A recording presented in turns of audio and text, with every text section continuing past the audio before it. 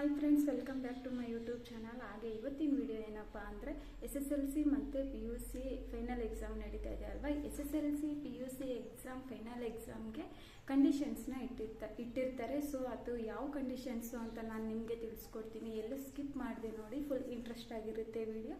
ಹಾಗೆ ಬನ್ನಿ ಕಂಡೀಷನ್ಸ್ನ ನೋಡೋಣ ಯಾವುದು ಅಂತ. ಫಸ್ಟ್ SSLC ಆ್ಯಂಡ್ PUC ಅವ್ರಿಗೆ ಸ್ಕೂಲಲ್ಲಿ ಹೆಡ್ ಮಾಸ್ಟರ್ ಆಗಲಿ ಹೆಡ್ ಮೇಡಮ್ ಆಗಲಿ ಒಂದು ಹಾಲ್ ಟಿಕೆಟನ್ನು ಕೊಟ್ಟಿರ್ತಾರೆ ಅಲ್ವಾ.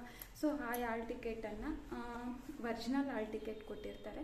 ಸೊ ಒರಿಜಿನಲ್ ಹಾಲ್ ಟಿಕೆಟನ್ನು ನೀವು ಹಾಗೆ ಇಟ್ಕೊಂಡಿರಬೇಕು. ಮತ್ತು ಎಕ್ಸಾಮ್ ಬರೆಯೋಕ್ಕೆ ಹೋದಾಗ ಒರಿಜಿನಲ್ ಹಾಲ್ ಟಿಕೆಟನ್ನು ತಗೊಂಡು ಹೋಗಬೇಕು.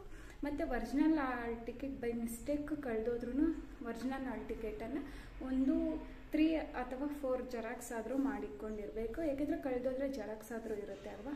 ಸೊ ಅದಕ್ಕೋಸ್ಕರ. ಮತ್ತು ಇನ್ನೇನಪ್ಪ ಅಂದರೆ ಒರಿಜಿನಲ್ ಹಾಲ್ ಟಿಕೆಟಲ್ಲಿ ಹಾಲ್ ಟಿಕೆಟ್ ನಂಬರು, ನಮ್ಮ ನೇಮು, ಅಡ್ರೆಸ್ಸು ಮತ್ತು ವಿತ್ ಆಲ್ಬಮ್ ನಮ್ಮ ಫೋಟೋನೇ ಇರಬೇಕು. ಸೊ ಇಷ್ಟು ಹಾಲ್ ಟಿಕೆಟ್ನಲ್ಲಿ ಇದೆಯಾ ಇಲ್ಲ ಅಂತ ಒಮ್ಮೆ ಚೆಕ್ ಮಾಡ್ಕೊಳ್ಳಿ. ಮತ್ತು ನೀವು ಸೆಂಟರ್ಸ್ನ ಹಾಕಿರ್ತಾರೆ. ನಾವು ಓದಿರೋ ಕಾಲೇಜಿನಲ್ಲೇ ನಮ್ಗೆ ಸೆಂಟರ್ನ ಹಾಕಲ್ಲ, ನಾವು ಓದಿರೋ ಸ್ಕೂಲಲ್ಲೇ ನಮ್ಮ ಸೆಂಟರ್ನ ಹಾಕಲ್ಲ, ಬೇರೆ ಕಡೆ ಟ್ರಾನ್ಸ್ಫರ್ ಮಾಡ್ತಾರೆ ಎಕ್ಸಾಮ್ ಬರೆಯೋದಕ್ಕೆ. ಸೊ ಎಲ್ಲ ಸಬ್ಜೆಕ್ಟು ಕೂಡ ಬೇರೆ ಕಡೆನೇ ನಾವು ಬರೀಬೇಕಾಗುತ್ತೆ. ಸೊ ನಾವು ಎಕ್ಸಾಮ್ ಸೆಂಟ್ರಿಗೆ ಹೋದಾಗ ಅಲ್ಲೊಂದು ಬೋರ್ಡ್ ಹಾಕಿರ್ತಾರೆ. ಆ ಬೋರ್ಡಲ್ಲಿ ನಮ್ಮ ರಿಜಿಸ್ಟರ್ ನಂಬರು ಎಲ್ಲ ಇರುತ್ತೆ. ಮತ್ತು ಯಾವ ರೂಮು ಏನು ಅಂತ ಕೂಡ ಅಲ್ಲಿ ಮೆನ್ಷನ್ ಮಾಡಿರ್ತಾರೆ.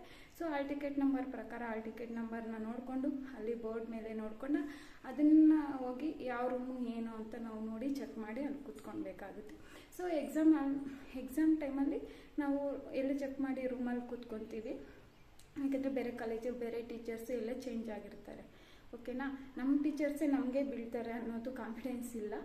ಸೊ ಅದಕ್ಕೋಸ್ಕರ ನಾವು ರೂಮಲ್ಲಿ ಕೂತ್ಕೊಂಡಿರ್ತೀವಿ. ಫಸ್ಟ್ ಅವರು ಕ್ವಶನ್ ಪೇಪರ್ನ ಕೊಡ್ತಾರೆ. ಕ್ವಶನ್ ಪೇಪರು ಒಂದು 3 ಮಿನಿಟ್ಸ್ ಆದರೂ ನಾವು ಓದ್ಕೊಳ್ಬೇಕು, ಇಲ್ಲ 2 ಮಿನಿಟ್ಸ್ ಆದರೂ ನಾವು ಓದ್ಕೊಳ್ಬೇಕು. ಸೊ ನಿಮ್ಮ ಕೈಯಲ್ಲಿ ಪೆನ್ನು ಪೆನ್ಸಿಲ್ ಎಲ್ಲ ಇರುತ್ತೆ ಅಲ್ವಾ.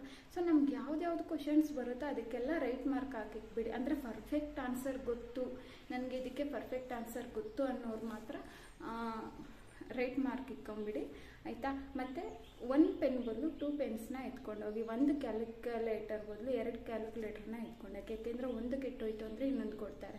ಇದು ಮಿಡ್ ಟರ್ಮು ಪ್ರಿಪ್ರೇಟ್ರಿ ಎಕ್ಸಾಮ್ ಅಲ್ಲ, ಅಡ್ಜಸ್ಟ್ ಮಾಡ್ಕೊಳಕ್ಕೆ. ಇದು ಫೈನಲ್ ಎಕ್ಸಾಮ್, ಯಾರಿಗೆ ಅಡ್ಜಸ್ಟ್ ಮಾಡೋಕ್ಕಾಗಲ್ಲ. ಸೊ ನಮ್ದು ಏನಿದೆಯೋ ಅದೆಲ್ಲ 2 ಡಬಲ್ ಇರಬೇಕು ಅನಿಸುತ್ತೆ.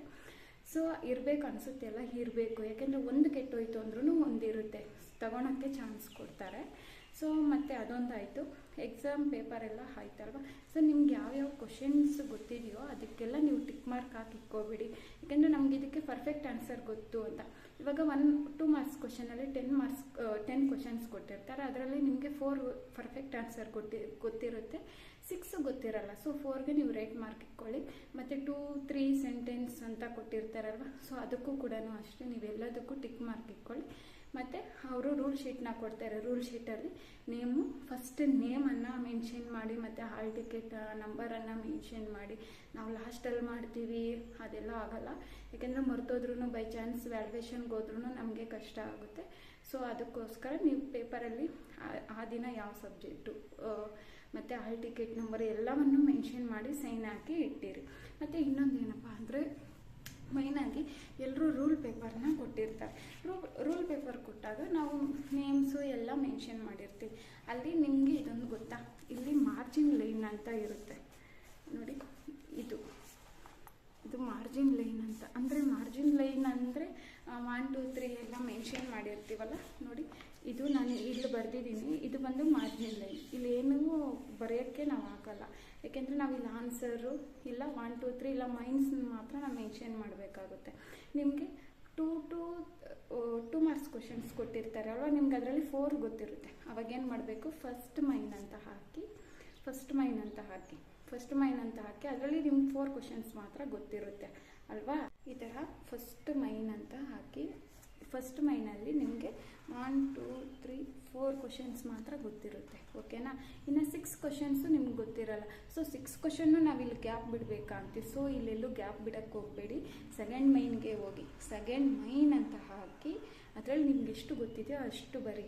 ನಿಮಗೆ ಗೊತ್ತಿಲ್ಲದಿರೋ ಇರೋದು ಲಾಸ್ಟಲ್ಲಿ ರೂಲ್ ಶೀಟು ಅರ್ಶನಲ್ ಶೀಟ್ ಅಂತ ಅವ್ರು ಕೊಡ್ತಾರೆ. ನಿಮ್ಗೆ ಸಾಕಾಗದಿರೋ ಇದ್ದರೆ ಲಾಸ್ಟಲ್ಲಿ ನೀವೇನು ಮಾಡ್ತೀರಿ ಗೊತ್ತಾ, ಮೈನು ಮತ್ತು ಕ್ವಶನ್ ನಂಬರ್ಸ್ನ ಟ್ಯಾಗ್ ಮಾಡೋದು ತುಂಬ ಮುಖ್ಯವಾಗಿರುತ್ತೆ. ಯಾಕೆಂದರೆ ನೀವೇನೇ ಆಗಲಿ ಇಲ್ಲಿಂದ ಸ್ಟಾರ್ಟ್ ಮಾಡೋಕ್ಕೆ ಹೋಗ್ಬೇಡಿ. ಈ ಮಾರ್ಜಿನ್ ಲೈನ್ ಅನ್ನೋದೇನು ಅಂದರೆ ಇಲ್ಲಿ ಏನಿರುತ್ತೆ ಮೈನ್ಸು 1 2 3 ಎಲ್ಲ ಬರ್ಕೊಳಕ್ಕೆ ಮಾತ್ರ ಚಾನ್ಸ್ ಅಷ್ಟೇ ಕೊಡೋದು.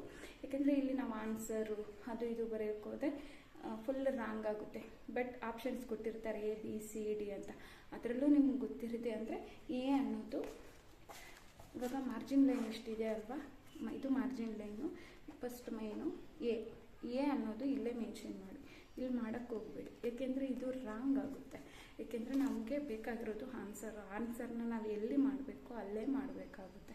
ಸೊ ಮತ್ತು ಎಕ್ಸಾಮ್ಸ್ ಎಲ್ಲ ಆಗಿದ್ಮೇಲೆ ಅವರು ಕೂಡ ಸೈನ್ ಮಾಡಿಸ್ಕೊತಾರೆ, ನೀವು ಕೂಡ ಸೈನ್ ಮಾಡ್ತೀರ, ನೆಕ್ಸ್ಟ್ ಡೇ ಪ್ರಿಪೇರ್ ಆಗ್ತೀರಲ್ವ. ಸೊ ನೋಡಿದ್ರಲ್ಲ ಫ್ರೆಂಡ್ಸ್, ಇಷ್ಟೆಲ್ಲ ಕಂಡೀಷನ್ಸ್. ಯಾಕೆಂದರೆ ಫೈನಲ್ ಎಕ್ಸಾಮ್ ಅಂದ್ರೇ ಎಲ್ರಿಗೂ ಒಂಥರ ಬಯೋಟಿಂಗ್ಸ್. ಸೊ ಆ ಥರ ಏನು ಟೆನ್ಷನ್ ತಗೊಳಕ್ಕೆ ಹೋಗಬೇಡಿ. ಕಂಡೀಷನ್ಸ್ನ ಫಾಲೋ ಆಗಿ, ಮತ್ತು ಶಿಸ್ತು ಡಿಸಿಪ್ಲೈನು ಎಲ್ಲ ಇರಬೇಕಾಗುತ್ತೆ. ಮತ್ತು ಕಾಪಿ ಚೇಂಟ್ ಹೊಡಿಯೋದು, ಅಲ್ಲಿ ಬರ್ಕೊಂಡು ಹೋಗೋದು, ಇಲ್ಲಿ ಬರ್ಕೊಂಡು ಹೋಗೋದು, ಸೊ ಆ ಥರ ಎಲ್ಲ ಮಾಡಬೇಡಿ. ನಿಮಗೆ ಬರಲ್ವಾ, ಓನಾಗಿ ಬರೀರಿ. ಅದಕ್ಕೆ ರಿಲೇಷನ್ ಏನಿರುತ್ತೋ ಅದನ್ನು ಓನಾಗಿ ಬರೀರಿ, ತುಂಬ ಯೂಸ್ಫುಲ್ ಅನಿಸುತ್ತೆ. ಸೊ ನೋಡಿದ್ರಲ್ಲ friends, SSLC and PUC conditions. So ನನಗೆ ಗೊತ್ತಿರೋ ಅಷ್ಟು ಮಾತ್ರ ನಾನು ಹೇಳಿದ್ದೀನಿ. ಸೊ ನಿಮ್ಗೆ ಈ ವಿಡಿಯೋ ಇಷ್ಟ ಆಗಿದ್ದರೆ ಲೈಕ್ ಮಾಡಿ, ಶೇರ್ ಮಾಡಿ, ಹಾಗೆ ಸಬ್ಸ್ಕ್ರೈಬ್ ಮಾಡಿ ಅಂತ ಹೇಳ್ತಾ ನನ್ನ ಎಲ್ಲ ವ್ಯೂವರ್ಸ್ಗೂ ಥ್ಯಾಂಕ್ ಯು ಸೋ ಮಚ್.